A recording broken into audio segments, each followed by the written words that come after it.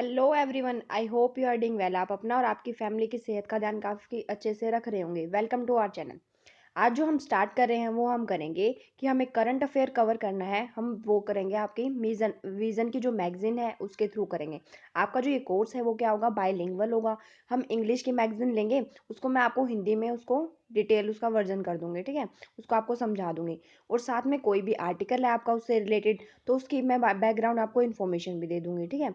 तो ये जो आपका करंट अफेयर है, हम क्या देखते हैं, कोई भी जब हम किसी भी एग्जाम के लिए प्रिपेयर करते हैं, जैसे लाइक आप यूपीएससी का है, स्टेट पीसीएस का है, सीएपीएफ का है, सीडीएस का है, एसएससी, या फिर हम कह सकते हैं कोई भी वन डे एग्जाम्स हैं आपके, तो उनके अंदर आपका करंट अफेयर ज़रूर पूछा जाता है। तो करंट अफेयर करना बहुत ज़रूरी है।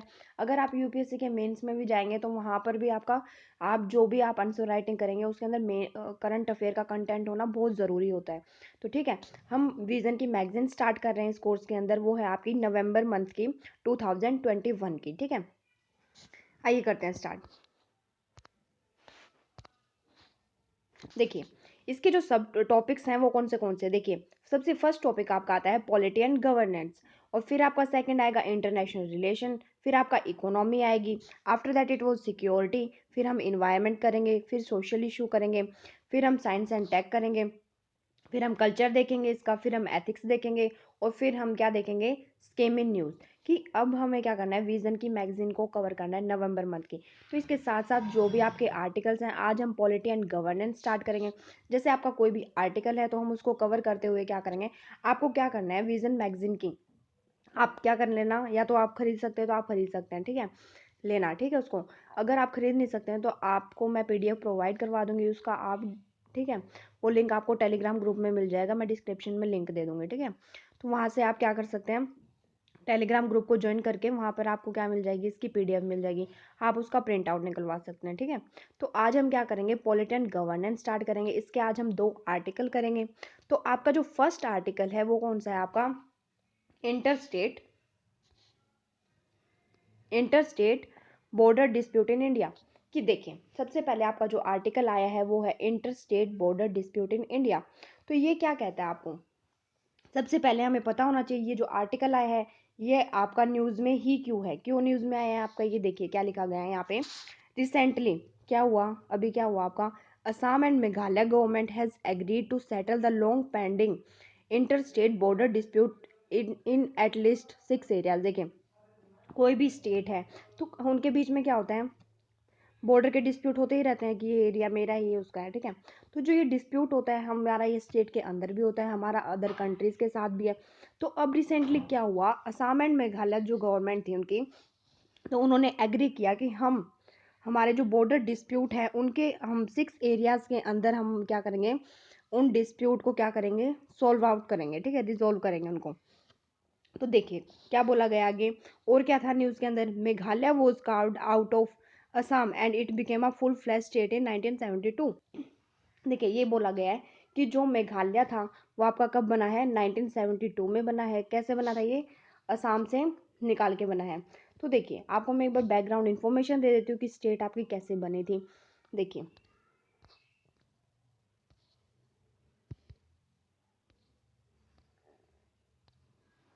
देखिए हम क्या देखते हैं, जब 1950 में आपका क्या हुआ था,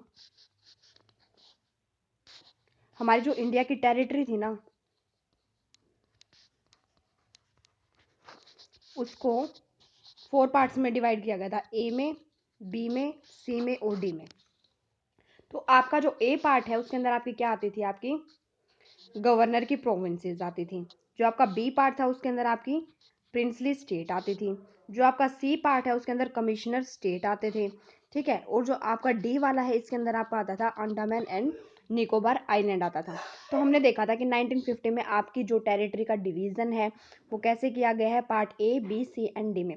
तो फिर हम क्या देखते हैं, विद टाइम आपका क्या होता है, ये टेरिटरी को आगे मतलब अब हमारी जो इंडिया की टेरिटरी है उसको एडमिनिस्ट्रेशन के पर्पज से उसको अलग अलग स्टेट में डिस्ट्रीब्यूट किया गया।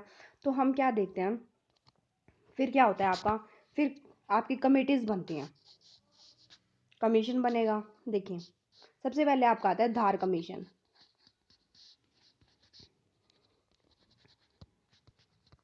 ठीक है। धार कमीशन में आपका क्या था कि इनके सामने ये क्वेश्चन पूछा गया कि हमने जो अपने इंडिया को स्टेट में कन्वर्ट करना है, ठीक है, 4 स्टेट में बांटना है हमें, हमारी इंडिया को स्टेट में डिस्ट्रीब्यूट करना है। तो हम उनको हम जो हमारी इंडिया की जो स्टेट बनाएंगे वो हम किस बेसिस के ऊपर बनाएं। तो इनके सामने क्वेश्चन था कि क्या हमें लैंग्वेज के बेसिस पर बनाना चाहिए कि इस एरिया की ये वाली लैंग्वेज है तो हम इनका अलग से स्टेट बना दें, या फिर कोई दूसरा एरिया है उसकी अलग से कोई लैंग्वेज है हम उनका अलग से स्टेट बना दें, क्या ऐसा पॉसिबल था? ठीक है, तो फिर ये चीज़ थी अपनी। तो उनके सामने क्या था, क्वेश्चन था कि क्या हमें इनको लैंग्वेज के बेसिस पर बनाना चाहिए या नहीं बनाना चाहिए। तो फिर धार कमीशन ने क्या कहा था कि नहीं, हम उनको लैंग्वेज के बेसिस पर अलाउ नहीं करेंगे। फिर आफ्टर दैट आपके पास आता है जेवीपी कमेटी आती है, जेवीपी कमेटी, जेवीपी कमेटी, इनके सामने भी ये क्वेश्चन था और इन्होंने भी क्या किया था, रिजेक्ट कर दिया था इस प्रपोजल को कि हमें क्या करना है, लैंग्वेज के बेसिस पर अलग अलग स्टेट नहीं बनानी है। ठीक है, फिर इन्होंने भी रिजेक्ट कर दिया। फिर आपकी थर्ड बनती है, आपकी वो है आपकी फैजल अली कमीशन।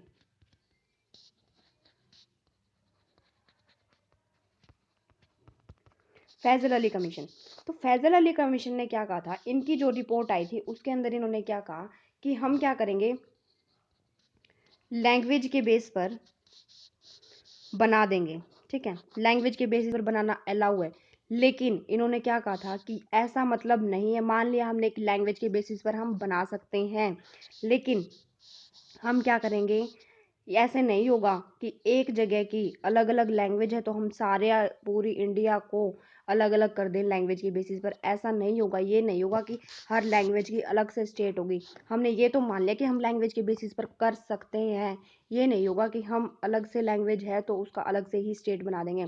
तो इन्होंने क्या कहा था, इन्होंने रिजेक्ट कर दिया था ये प्रपोजल कि वन लैंग्वेज का वन स्टेट होगा, हर एक लैंग्वेज का हर एक अलग से स्टेट होगा। इन्होंने ये रिजेक्ट कर दिया था, ये था आपका, ठीक है, स्टेट से रिलेटेड। फिर आपका आता है state reorganisation act 1956, state reorganisation act of 1956। तो इसके अंदर आपका क्या था, इसने क्या किया, हमारी जो इंडिया को था किस में कर दिया, 14 स्टेट में एंड 6 यूटी बना दी, 14 स्टेट में बना दिया और आपकी 6 यूटी बना दी गई थी, किसमें, 1956 के स्टेट और रीऑर्गेनाइजेशन एक्ट के अंदर। देखिए ये हो गया आपकी बैकग्राउंड इन्फॉर्मेशन। अगर आपको पूरा ही डिटेल में करना है तो डिस्क्रिप्शन में आपका लिंक मिल जाएगा, मैं कर दूंगी। पॉलिटी की जो प्लेलिस्ट है आपका, उसकी जो वीडियो है उसका मैं डिस्क्रिप्शन में लिंक शेयर कर दूंगी।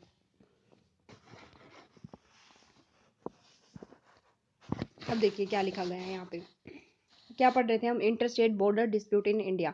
तो इसके अंदर क्या था, रिसेंटली क्या हुआ था, असम और मेघालय थे, तो उनकी जो गवर्नमेंट थी उन्होंने एग्री किया कि हम क्या करेंगे, हमारे जो बॉर्डर डिस्प्यूट है उसको क्या करेंगे, सॉल्व करेंगे, उसके हम 6 एरियाज को क्या करेंगे, सॉल्व आउट करेंगे। तो देखिए सबसे पहले हमें पता होना चाहिए कि ये न्यूज़ में था क्यों, ठीक है, ये बता दिया मैंने आपको। और क्या था, ये क्या बताया गया है, Meghalaya was carved out of Assam and it became a full fledged state in 1972। तो आपका जो मेघालय है वो कहाँ से बना गया है, वो असम से बनाया गया था, ठीक है, और इसको स्टेट का दर्जा कब दिया गया था, आपका 1972 में दिया गया था। फिर आगे देखिए क्या लिखा गया है, with over 884 kilometre of border, इनके बीच में क्या है, 884 किलोमीटर की बॉर्डर है। There was 12 point of dispute, इनके बीच में क्या है, 12 पॉइंट ऑफ डिस्प्यूट है बिटवीन टू स्टेट्स के अंदर, कौन सी, असम और मेघालय के अंदर, इंक्लूडिंग कौन से area, Langpha, Boko etcetera, Kamrup metropolitan and Hailakandi district, ये इनके डिस्ट्रिक्ट हैं। तो 12 पॉइंट के अंदर इनके क्या है, डिस्प्यूट एरिया हैं। फिर आगे देखिए, this dispute stemmed from the Meghalaya government refusal to accept the Assam reorganisation act of 1969। तो इन्होंने क्या कहा था कि जो ये डिस्प्यूट है आपका, मेघालय गवर्नमेंट ने इसको क्या कर दिया, रिफ्यूज कर दिया गया था, किसको, Assam reorganisation act of 1969। The recent decision came after the formation of the special regional committee by both the states to resolve the issue. अब जैसे इन्होंने डिसीजन दिया है कि हम क्या करेंगे, 6 पॉइंट के जो डिस्प्यूट है उनको सॉल्व करेंगे। तो ये जो इनका स्पेशल रीऑर्गेनाइजेशन कमेटी बनी थी, उन्होंने उनके डिसीजन को डिसाइड करके दोनों स्टेट ने ये आपका डिसाइड किया कि हम इन इश्यूज को क्या करेंगे, रिजॉल्व करेंगे। अब आगे देखिए क्या लिखा गया है। Indian administrative divisions and it's interstate border dispute. तो देखिए इंडिया के रिलेटिव में क्या लिखा गया है यहाँ पे, one of the oldest and greatest civilisations of the world. हमारा जो इंडिया है one of the oldest greatest civilisation है। जैसे हमने पता है इंडस वैली सिविलाइजेशन थी हमारे इंडिया में, है ना। तो आगे क्या लिखा है, तो present day Indian union was formed by joining over 550 princely state and British territory. जब 1950 में क्या था आपका, जो ये थी वो क्या थी आपकी, 550 आपकी प्रिंसली स्टेट थी और बाकी क्या थी आपकी ब्रिटिश टेरिटरी थी। द स्टेट रीऑर्गेनाइजेशन कमीशन, देखिए state reorganisation commission SRC of 1953 divided Indian territory into 14 state and 6 UT. अभी मैंने आपको बताया था स्टेट रीऑर्गेनाइजेशन एक्ट था आपका 1956 का, उसके अंदर क्या किया गया था, 14 स्टेट में डिस्ट्रीब्यूट किया गया था और आपके 6 यूटीज में किया गया था on basis of linguistic and other basis. सिर्फ लैंग्वेज के बेसिस पर नहीं किया गया था, और भी अदर बेसिस थे। ठीक है, बहुत बार क्वेश्चन पूछे गए हैं कि क्या फैजल अली कमीशन ने ये कहा था कि आप लैंग्वेज के बेसिस पर ही सब कुछ कर दीजिए, या फिर वन लैंग्वेज इक्वल टू में वन स्टेट वाला जो कंसेप्ट था उनका, क्या उन्होंने इसको अलाउ किया गया था। तो इसका आंसर है कि नहीं, उन्होंने ये चीज़ आपके अलाउ नहीं की थी। ठीक है, तो आपका अगर आप कुछ भी करते हैं तो उसके अंदर आपका क्या पता होना चाहिए आपको, कि कोई भी क्वेश्चन आपका आता है करंट अफेयर से रिलेटेड, वो डायरेक्टली आपका करंट अफेयर से नहीं आता है, उसकी बैकग्राउंड इन्फॉर्मेशन आपसे पूछी जाती है। अब देखिए मान लीजिए आपका इंटरस्टेट ये डिस्प्यूट चल रहा है आसाम और मेघालय के बीच में, इन्होंने डिसाइड किया कि हम इसको रिजॉल्व करेंगे। तो इससे आपका पॉलिटी के बैकग्राउंड का क्वेश्चन बन जाएगा।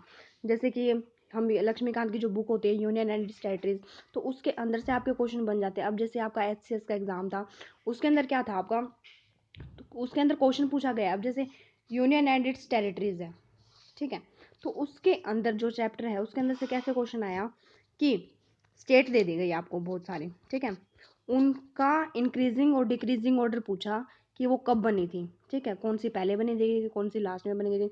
तो ऐसे ही कोई भी चीज़ आपकी करंट में होती है उसका आपका बैकग्राउंड इन्फॉर्मेशन पूछी जाती है। टाइम के साथ मैं आपको सारे एक्सप्लेन करती जाऊंगी। ठीक है, तो अभी हमने पढ़ लिया state reorganisation commission of 1953 divided Indian territory into 14 state and 6 UT बन गई थी हमारी on linguistic and other basis.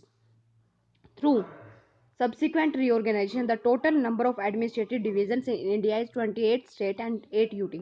तो अब हम क्या देखते हैं, विद टाइम आपकी और भी ज़्यादा स्टेट बनी गई, ठीक है, और भी ज़्यादा यूटी बनी गई। तो अगर हम एट प्रेजेंट आज देखते हैं ना, तो हमारी जो इंडिया है उसके अंदर क्या है आपकी 28 स्टेट हैं और 8 यूटी हैं आपकी। ठीक है, this division is not without cracking in certain border. देखिए आगे, the reorganization of state of Assam starting from the Nagaland in 1963 gave rise to 4 interstate border dispute। देखिए आपका जो नागालैंड है वो कब बना था आपका 1963 के अंदर बना था। ठीक है, तो जैसे ही आपका नागालैंड बनता है, नागालैंड से हमने असम को अलग कर दिया गया। तो फिर क्या होता है, आपका असम को अलग कर दिया नागालैंड से, तो उसके साथ आपके क्या हो गए, डिस्प्यूट हो गए। कौन से देखिए, जैसे ही आपका असम बना नागालैंड से निकाल के, देखिए जैसे ही आपका असम बनता है नागालैंड से निकाल के, तो आपके और भी डिस्प्यूट हो जाते हैं। कौन से, एक तो आपका असम मेघालय में डिस्प्यूट हो जाता है, फिर आपका देखते हैं हम असम और नागालैंड के अंदर भी डिस्प्यूट हो जाता है, असम मिजोरम में हो जाता है, असम और अरुणाचल प्रदेश में हो जाता है। तो देखिए असम मेघालय का तो हमने अभी डिस्कस कर लिया। तो फिर और देखिए आपका असम नागालैंड डिस्प्यूट ओवर किस, असम और जो नागालैंड के बीच में है वो किस किस के बीच में, आपका नागा हिल्स के बीच में and all Naga dominated area. हम क्या देखते हैं उस नागालैंड के अंदर क्या है, नागा के जो लोग हैं वो डोमिनेटेड एरिया है इन नॉर्थ कैचार एंड नागाउन डिस्ट्रिक्ट। ठीक है, ये आप देखेंगे जब आप इंटरनल सिक्योरिटी पढ़ेंगे उसके अंदर आपका ये अच्छे से टॉपिक कवर होते हैं ऐसे। आगे देखिए, असम मिजोरम डिस्प्यूट, असम मिजोरम का भी डिस्प्यूट है over boundaries in southern Assam, Barak valley के अंदर है, लुसाई हिल्स के अंदर है, based on two British era notifications of 1875 1933 with Mizoram demand on boundary decided of 1875। देखिए क्या होता है, जैसे ब्रिटिश ने कोई रूल बना दिया, वो हो गया 1875 का और 1933 का, ठीक है। तो अब क्या होता है, एक तो क्या कहता है कि मैं ब्रिटिश रूल को फॉलो करूंगा, अरे कहता है मैं स्टेट रीऑर्गेनाइजेशन एक्ट वाले को फॉलो करूंगा। तो ऐसे क्या होता है, उनके बीच में डिस्प्यूट हो जाता है उस एरिया के रिगार्डिंग। तो ऐसे ही आपका असम और मिजोरम का डिस्प्यूट है।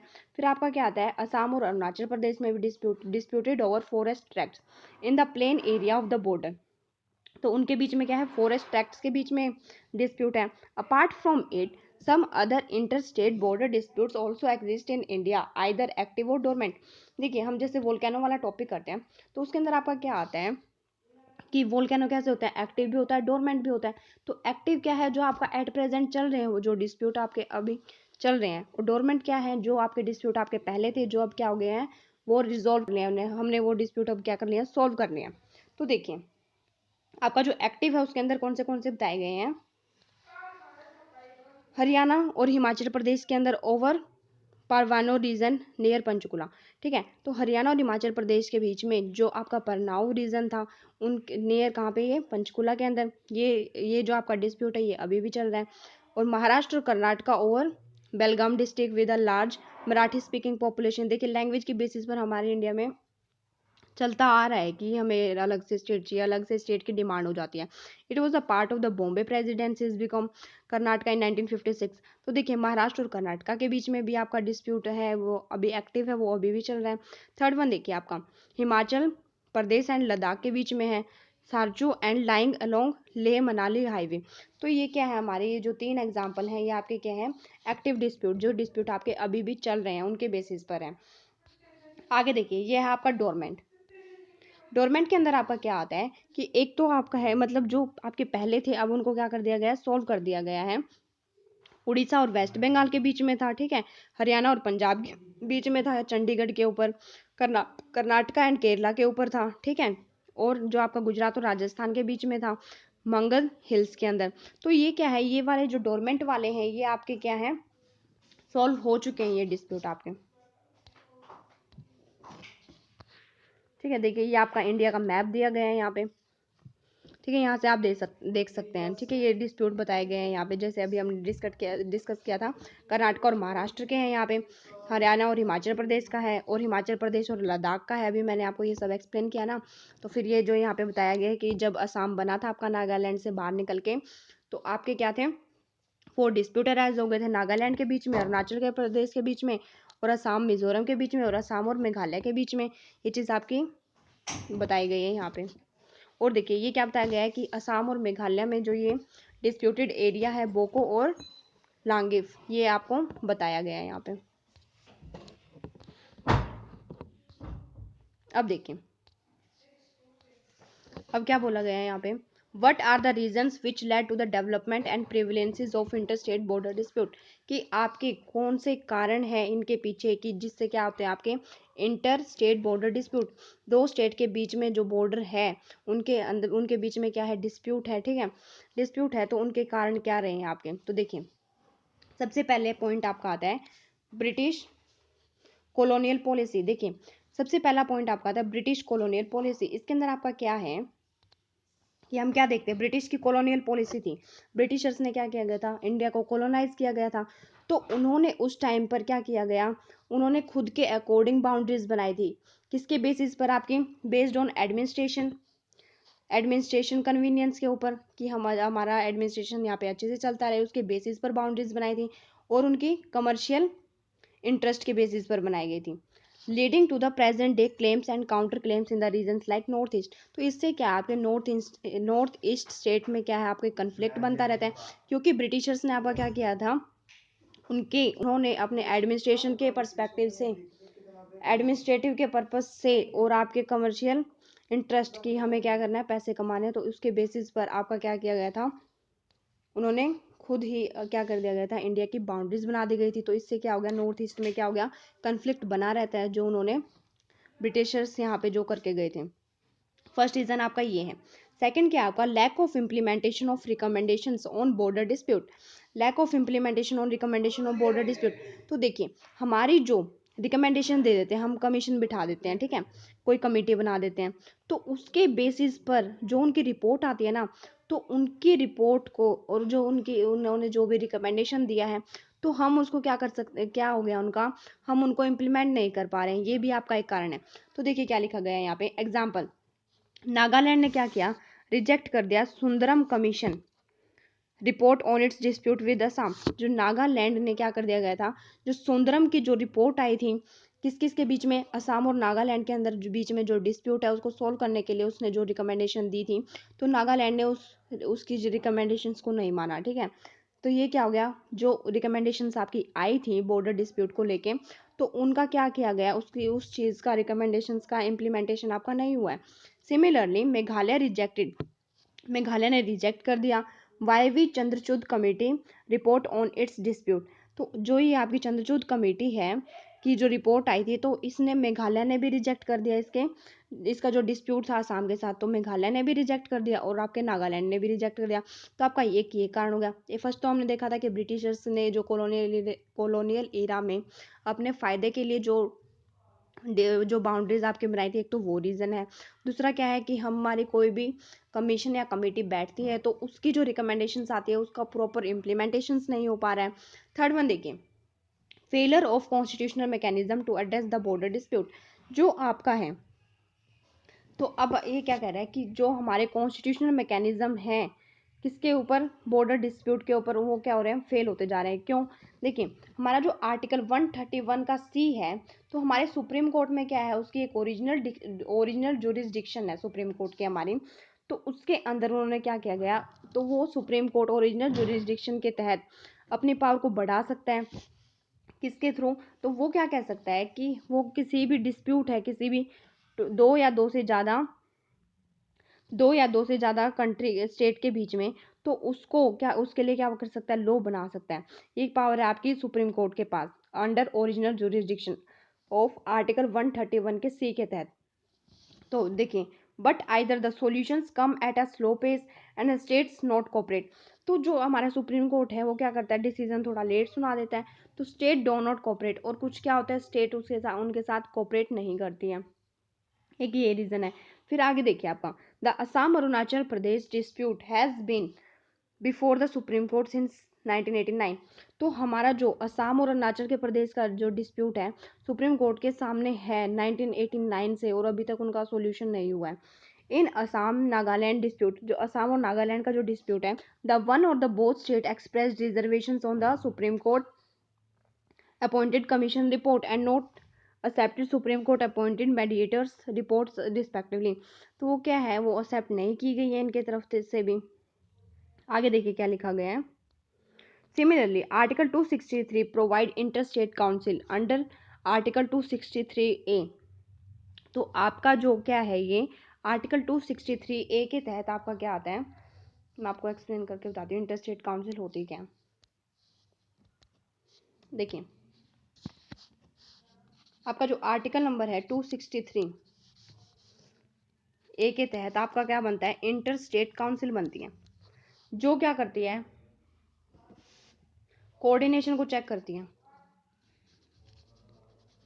कोऑर्डिनेशन बिटवीन टू स्टेट के बीच में या फिर स्टेट और सेंटर के बीच में। ये क्या करेगी, इंटर स्टेट काउंसिल बनती है आपकी आर्टिकल 263 के ए के अकॉर्डिंग बनती है।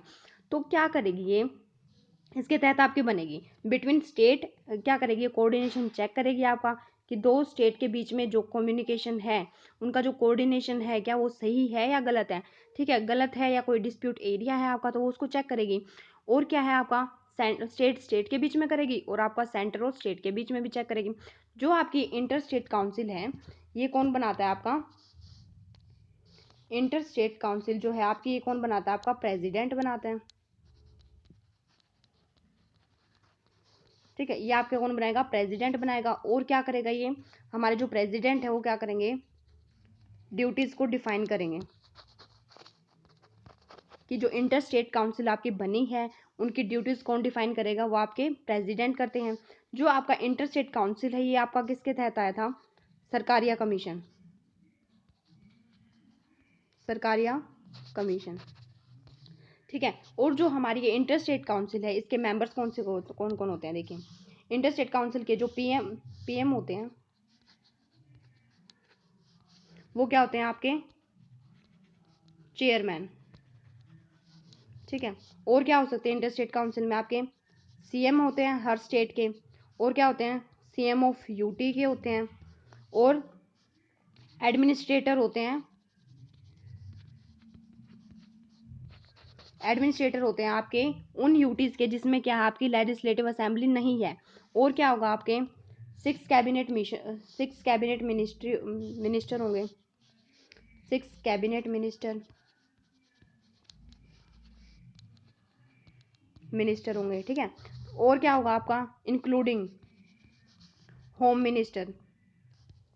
और जो ये होंगे ये आपके ये 6 कैबिनेट मिनिस्टर या फिर इंक्लूडिंग होम मिनिस्टर, तो ये क्या होंगे आपके नॉमिनेटेड होंगे किसके थ्रू, पीएम क्या करेंगे इनको नॉमिनेट करेंगे। ठीक है।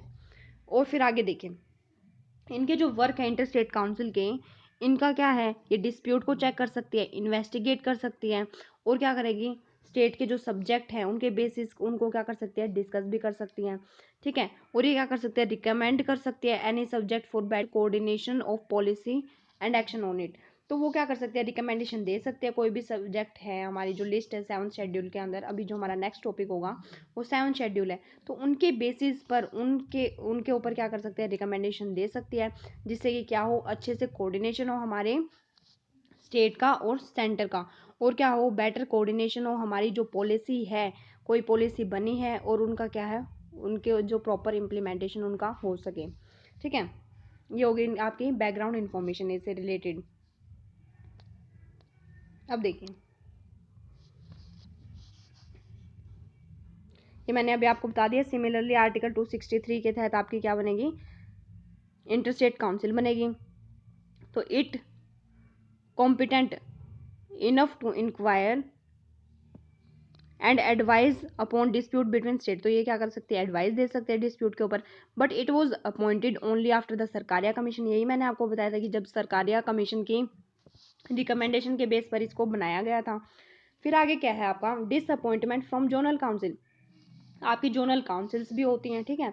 तो आपकी जो जोनल काउंसिल है उसके बेसिस पर क्या है set up under the state reorganisation act of 1956। हमारी जो जोनल काउंसिल है वो स्टेट रीऑर्गेनाइजेशन एक्ट ऑफ 1956 के तहत बनी है। तो जो हमारी जोनल काउंसिल है वो देखिए कैसे हैं, हमारी जो इंडिया के हैं नॉर्थ की अलग से है, वेस्ट की अलग से है, नॉर्थ ईस्ट की अलग से है, सेंटर की अलग से और साउथ की अलग से हैं। तो ऐसे क्या है हमारी जोनल काउंसिल बनाई गई हैं किसके तहत स्टेट रीऑर्गेनाइजेशन एक्ट ऑफ 1956 के तहत। तो आपकी नॉर्थ ईस्टर्न काउंसिल है जो under north east council act of 1971 like inter state council the meeting of zonal council. तो ये क्या बताया गया है कि ये जो डिस्प्यूट के जो मेन रीज़न है वो क्या है आपके कि जो आपकी जोनल काउंसिल बनाई गई है तो उनकी जो मीटिंग है वो क्या होती है लेस फ्रिक्वेंट है। ये नहीं है कि आपकी होगी ही होगी, लेस फ्रिक्वेंट है आपकी। और जो वो क्या करते हैं mainly resolve around other issues. तो उनके वो क्या करते हैं उन काम पे उन इश्यूज के ऊपर काम करते हैं जो डिस्प्यूट से अदर हैं। ठीक है। एक ये रीज़न हो गया आपका। आगे देखिए limitations on union government intervention. और क्या है आपका limitations on union government intervention and it can be act as a facilitator for amicable settlements of the dispute only with the willingly cooperation of the state government concerned। तो देखिए आपकी जो ये सारे डिस्प्यूट हैं कैसे सोल्व होंगे जब आपकी स्टेट क्या करेगी, आपके जो ये रिकमेंडेशंस आपकी यूनियन गवर्नमेंट देती है, और क्या करेगी स्टेट गवर्नमेंट आपकी क्या करेगी यूनियन गवर्नमेंट के साथ क्या करेगी आपका कोऑर्डिनेशन और कोऑपरेशन करेगी, keeping the spirit of mutual accommodations and understanding alive. तो हमें क्या करना है समझना पड़ेगा हमारे यूनियन को और स्टेट को, जब ये दोनों क्या करेंगे आपस में मिलकर कोऑपरेशन से काम करेंगे तब जाके ये डिस्प्यूट सॉल्व होंगे आपके। फिर आपका आता है political opportunities of using inter state dispute for vote bank politics. फिर हम क्या देखते हैं कुछ बार कुछ डिस्प्यूट एरिया क्या होते हैं आपके कुछ बार आपके जो डिस्प्यूट एरिया हैं वो क्या होते हैं आपके पॉलिटिकल इशू बन जाता है उनका, कि हम उसको कैसे यूज़ कर लेते हैं, हम उसको वोट बैंक की तरफ से यूज़ कर लेते हैं कि जैसे हमने कोई भी इशू बना दिया उस चीज़ के ऊपर किसी भी डिस्प्यूट एरिया के ऊपर, तो पॉलिटिशियंस क्या करते हैं उनको वोट बैंक के नज़रिए से उसको देखते हैं। ठीक है। तो एक तो ये रीज़न भी हो गया आपका। फिर अदर रीज़न देखिए आपका threat perceptions of indigenous people from outsider migration. अब देखिए हमें डर तो लगता ही है, अगर कोई बाहर के लोग आके हैं तो मान लिया हमारी कंट्री के ही हैं, ठीक है।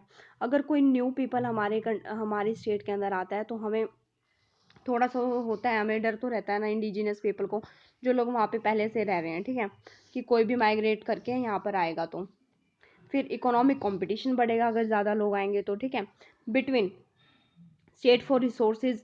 हमारे जो रिसोर्सेज हैं, ज़्यादा पीपल होंगे तो ज़्यादा रिसोर्सेज यूज़ होंगे। Complexity of terrain geographical features. तो देखिए हम क्या देखते हैं, कई बार डिस्प्यूट एरिया में हम क्या देखते हैं, उस साइड उधर का जो टेरिटोरियल एरिया है, वहाँ की जो जोग्राफी है वो कैसे है कि वहाँ पे बहुत सारे आपके फॉरेस्ट हैं, रिवर्स हैं, तो हम कैसे उनको डिस्प्यूट को सॉल्व कर सकते हैं, ठीक है, ये भी एक प्रॉब्लम है। To properly identify and mark boundaries. तो अब आगे देखिए कॉन्सिक्वेंसेज क्या है आपके इंटरस्टेट डिस्प्यूट के। तो अब देखिए आपका सोशल है, आपका इकोनॉमिक है और पॉलिटिकल है। सोशल में आपका क्या आएगा,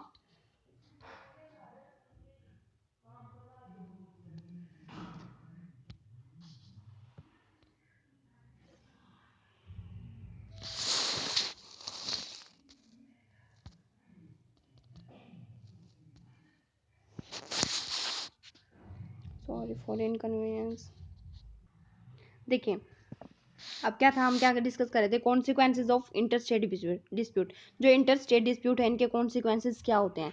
तो देखिए एक आपका सोशल लेवल पर है, इकोनॉमिक लेवल पर है, और आपका पॉलिटिकल लेवल पर है। जो आपका सोशल लेवल पर है वो क्या कहता है आपका, कि वॉयलेंस हो जाती है बिटवीन स्टेट्स, लाइक असम और मिजोरम में क्या था, जो डिस्प्यूटेड एरिया था वहाँ पर क्या हो गया था, वॉयलेंट क्लैश हो गया था आपका, और जिससे कि क्या हो गए थे 5 पुलिस पर्सनल, ठीक है, इनकी क्या हो गई थी, डेथ हो गई थी वोलेंट क्लैश के अंदर। तो ये क्या है आपका सोशल के अंदर आता है। फिर आपका आता है इकोनॉमिकल के ऊपर, lack of growth and development in disputed area. हम क्या देखते हैं इकोनॉमिक के लेवल पर, क्या देखेंगे हम, कि जो भी एरिया आपका क्या है डिस्प्यूटेड है उसके अंदर आपका क्या होगा, वहाँ पर हमारी ग्रोथ नहीं हो पाएगी, डेवलपमेंट नहीं हो पाएगी। Unwanted cost escalation for people and business. हमें क्या करना है, हमें क्या क्या करेंगे, हमें वहाँ पर उस एरिया पर क्या करना पड़ेगा, एडिशनल सिक्योरिटी रखनी पड़ेगी, ठीक है, और क्या करेंगे, जो हमारा डिस्प्यूटेड एरिया है वहाँ पर हमें अलग से पुलिस रखनी पड़ेगी, ठीक है। तो इनकी क्या है, अनवांटेड कॉस्ट है, ठीक है, इनको फिर हमें सैलरी भी तो देनी पड़ेगी ना, तो ये क्या है हमारा अनवांटेड है। फिर आगे आपका आता है पॉलिटिकल, डोमिनियो इफेक्ट और the chain effect at other disputed border और in the other interstate dispute. तो देखिए जो आपका अब जैसे बॉर्डर डिस्प्यूट आपका, तो इससे क्या होगा आपका, और भी अदर डिस्प्यूट क्या होंगे वो अराइज हो जाएंगे, जैसे कि आपका रिवर वाटर है, migration of people et cetera due to trust deficit between state. देखिए अगर आपका आपका बॉर्डर डिस्प्यूट है तो आप क्या करेंगे, दो आपकी स्टेट है उनके बीच में क्या है, आपका बॉर्डर डिस्प्यूट है, तो उनके बीच में उनके अंदर पूरी अंडरस्टैंडिंग नहीं होगी। तो अगर उनके अंदर बॉर्डर डिस्प्यूट है ना, तो उनके अंदर और भी डिस्प्यूट्स आने की संभावना और ज़्यादा बढ़ जाती है। तो जैसे कि हम क्या देखेंगे, तो उनके क्या है, जैसे रिवर वाटर का डिस्प्यूट आ जाएगा उनका, ठीक है, ऐसे देखेंगे तो हम क्या करेंगे, ये एक चेन रिएक्शन बन जाएगी अगर उनके बीच में क्या है आपका, उनके अंदर भी अंदर क्या है आपका ट्रस्ट डेफिशिएट है। तो फिर आगे आपका rise of secessional tendency and groups which pose a threat to the internal security. तो हम क्या, तो फिर क्या होगा, कुछ ग्रुप ऐसे बन जाएंगे आपके जिससे हमारी इंटरनल सिक्योरिटी को खतरा हो सकता है। For instances it can lead to confluence of groups with enemies of India including hostile neighbours. तो हम क्या देखते हैं, हमारे इंडिया के जो नेबर्स हैं जैसे पाकिस्तान है, ठीक है, ठीक है, तो और क्या है आपका, जैसे और भी हमारे जो नेबर्स हैं, तो चाइना है, तो हमारे क्या हो जाएंगे, हमारे कुछ ऐसे ग्रुप्स बन जाएंगे दूसरी जो हमारी नेबरिंग कंट्री है उनके हिसाब से, तो जिससे हमारी इंटरनल सिक्योरिटी को बहुत ज़्यादा खतरा है। तो हमें क्या करना है, इन डिस्प्यूट्स को सॉल्व करना है। तो अब देखिए हम वे फॉरवर्ड क्या दे सकते हैं इसका, set up state committee to work with the survey of the India and other neutral agencies for land survey। तो हमें क्या करना है, सेटअप करनी है स्टेट कमेटी जो क्या करेगी, हमारे सर्वे ऑफ इंडिया को डिस्कस करेगी, वर्क करेगी उसके ऊपर, और डिसाइड करेगी कि हमारे जो communities also increase demarcation of borders, तो हमारे जो बाउंड्रीज हैं, ठीक है, स्टेट्स की, तो उनके ऊपर वर्क करेगी। Second, maintain peace and tranquility along disputed area by limited presence of police personnel and use of technology। अब हमें क्या करना है कि हमें पुलिस पुलिस, हाँ, ये ज़रूरी नहीं है कि हम बॉर्डर डिस्प्यूट पे पुलिस ही बिठाएं।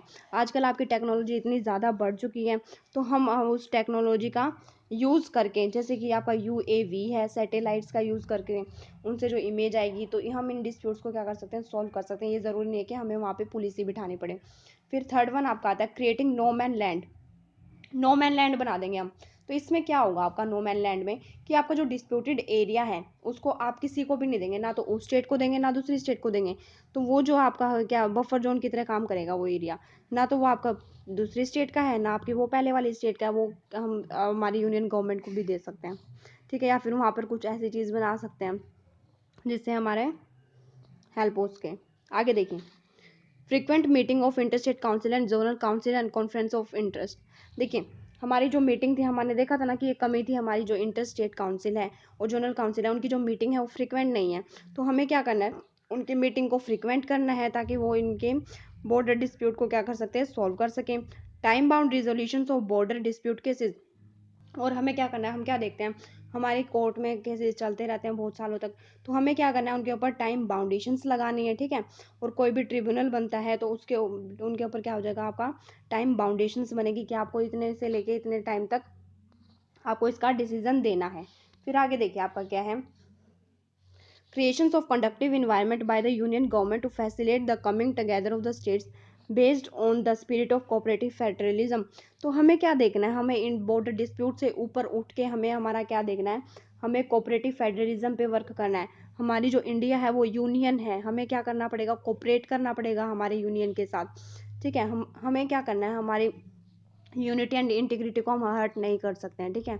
बॉर्डर डिस्प्यूट तो चलते ही रहते हैं। अब जैसे मैं आपको एक फैमिली का एग्जांपल देती हूँ, दो भाई हैं, ठीक है। अगर उनके बीच में क्या होता है, झगड़ा हो जाता है, मान लीजिए किसी एरिया के ऊपर, ठीक है, कि वो कहता है कि इतना एरिया मेरा है और इतना मेरा है। तो ठीक है, उनके बीच में मान लिया डिस्प्यूट हो गया, लेकिन हम इस चीज़ को नहीं भूल सकते, अगर कोई बाहर से कोई तीसरा इंसान आएगा ना, तो वो दोनों भाई आपस में खड़े हो जाते हैं, ठीक है, साथ में खड़े हो जाते हैं कि हम दोनों एक हैं। तो हमें इस चीज़ को प्रमोट करना है। ऐसे ही हमारा इंडिया है, तो जैसे मैंने आपको भाइयों का एग्जांपल दिया, ऐसे ही अपना स्टेट है, हमारा स्टेट पूरा यूनियन है, ठीक है। तो हमें हमारे यूनियन को नहीं छोड़ सकते हैं। अब आगे देखिए, पॉलिटिकल एफर्ट्स है आपका, through an ad hoc measures by national parties could use their party machinery to reach the political understanding. तो ये कहता है कि हमें पॉलिटिकल एफर्ट्स भी लगाने पड़ेंगे, जो हमारी नेशनल पार्टी है उनको यूज़ देयर पार्टी मशीनरी, उनको अपनी पार्टी मशीनरी को यूज़ करके क्या करना है, आपका अंडरस्टैंडिंग बनानी है और इन डिस्प्यूट को क्या करना है, सॉल्व करना है। तो आपका ये आर्टिकल फर्स्ट हो गया और ज़्यादा टाइम आपका लग जाएगा, तो मैं आपका जो सेकंड आर्टिकल है वो आपका नेक्स्ट वीडियो में कन्वर्ट करवा दूंगी, ठीक है। तो फिर आपका क्या है, अगर आपको कुछ भी आपको डाउट आता है तो आप कमेंट सेक्शन में पूछ लेना। अगर आपको लेक्चर पसंद आया है तो आप चैनल को लाइक, सब्सक्राइब और शेयर कर दीजिए। अगर आपको पसंद नहीं आता है तो आप डिसलाइक करने का भी आपको पूरा हक है, ठीक है।